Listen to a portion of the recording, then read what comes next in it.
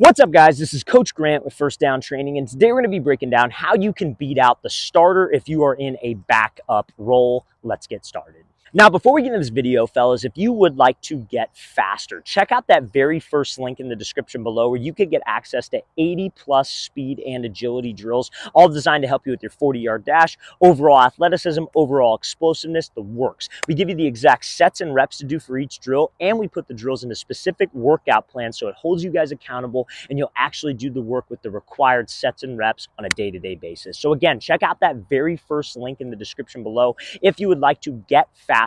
Let's get back to this video. All right, guys, so the first thing I would like to talk about, if you're in a backup role, like let's say, maybe you worked hard in the off season, the spring, maybe you're new to a team, maybe you're an underclassman, whatever the situation may be, and you're not starting, do not get discouraged. It is a long season. You got 10, 12, 15 sometimes, depending on how far you go in the playoffs, long game season. Guys, it's a long season. Week by week, there's a chance for you guys to earn a spot, to earn some play time on the actual field. So please do not get discouraged if you're not starting week 1, week 2. You just have to keep working and have a good attitude. A big mistake that I made as a player is that if I wasn't starting, like let's say I was a sophomore on varsity, I'm not starting, I would not learn certain things that the starting group of players, I'd be like, oh, well, I don't have to learn that. I'm not a starter, right? And so when that time comes and you get thrown into the game, you don't get a warm-up. Like I was playing quarterback, I didn't get a warm-up pass. I didn't get 15 minutes to get my arm loose. I got thrown into the game as the starter got hurt. I was cold, and I just had to go in there and execute. And I had no clue about certain details of the game plan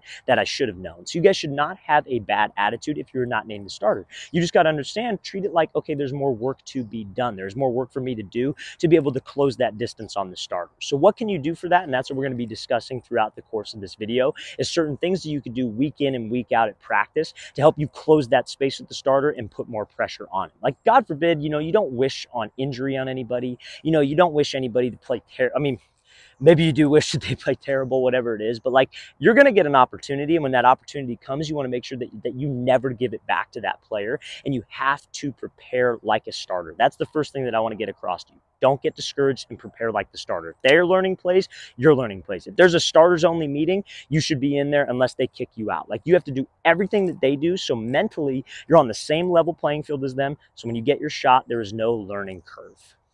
All right, guys, so the second thing that I would like to talk about is going to be the work that you have to put in and week out to close that space with the starter. Now, this is an obvious one, right? Like, there's no secret recipe to be a starter on varsity. Like, you got to work hard. You got to outwork the guy that's ahead of you. You should leave no shadow of doubt or no doubt whatsoever that you are the best player on that field. Like, if you're in a position battle with a guy, like I heard this the other day from another coach. He said, like, treat it like, you guys hear the phrase all the time in like boxing or UFC, like, hey, don't leave it to the judges, because you never know. You never want to leave it to the coaching staff to make that decision. You want to be better than that competition in every single aspect that they have. Don't have it be like, oh, well, they're kind of the same here, they're kind of the same there. Well, this guy's faster, so we're going to go with it. We don't leave it to the judges. You want to be better in every single aspect. You want to crush your competition in every single aspect. So that means the classroom. That means your grades, like in an actual school setting. You need to have better GPA than them. You need to make sure that you're showing up to school more than they are. You're showing up to meetings on time. You get there before them. You get to the weight room before them. You stay after practice longer than them. You have to beat them in every single aspect. I remember when I was a backup, like, there's no pressure on you as a backup. There's pressure on you as a starter because you have to hold that spot. So if you're a backup, like I remember what I used to do, dude, like I would show up freaking super in the morning, like 6 a.m. to school. I'd be in the locker room, I'd be studying, going over plays, going over certain things. And the starter would roll in, like on time, whatever it was, but I knew I was outworking him. So I had that competitive edge. So when we were in practice and we were going toe to toe, and if I did get an opportunity, I know I've done more work than him. I know I'm more prepared than that guy. So I'll take his job. And when I do get the opportunity, I'm not going to give that job back. I remember, like, dude, like we would compete like in the springtime, summer ball, like in like if he was up for like 7-on-7, like, or if it was his turn, I would take his ball, I'd toss it out of there, then I would go. You know what I mean? Because I'm trying to take reps from this dude. Like, it's nothing personal. It's just business. If you want to play, that's what you have to do. You have to have that competitive edge, and you have to outwork them in every single aspect. He does 10 reps of something, you do 15. He stays 10 minutes after practice, you stay 30 minutes after practice. And it's not even necessarily so the coaches can see it and be like, oh, well, he's you know, he's working harder, maybe we should go with him. It's more so for a competitive edge for yourself. Like you're in a situation where maybe a coach does give you a shot. You know you've done the work. You know you've prepared more than the other guy. So you have the confidence to go out there and do the exact same thing he can do, but honestly, get better results. So you have to make sure that you outwork that player. All right, guys, so the next thing that I would like to talk about is some of you that feel like you're maybe losing out because of like favoritism, seniority, whatever it is. You feel like you're just not getting a fair shake, right? So like, let's say, for example, you know, you're like a sophomore or a junior and like a senior or another junior is starting over you. Maybe you're new to a school, new to a program. We touched on this a little bit in the beginning of this video, but like you feel like you should be playing. Like you're better than the guy, you're bigger, you're faster. Why am I not playing? 90% of the time, I would say, it's because you don't know your plays well enough. So you got to get in the classroom and study your dang playbook. That ties into doing more work than the starter. You should know the playbook better than the starter does. Like, so for example, like I get a million DMs, million comments, and I respond to every single one of them, by the way, and I read all this stuff, guys. And a lot of people complain like, hey, coach, I'm not playing. What can I do? What can I do?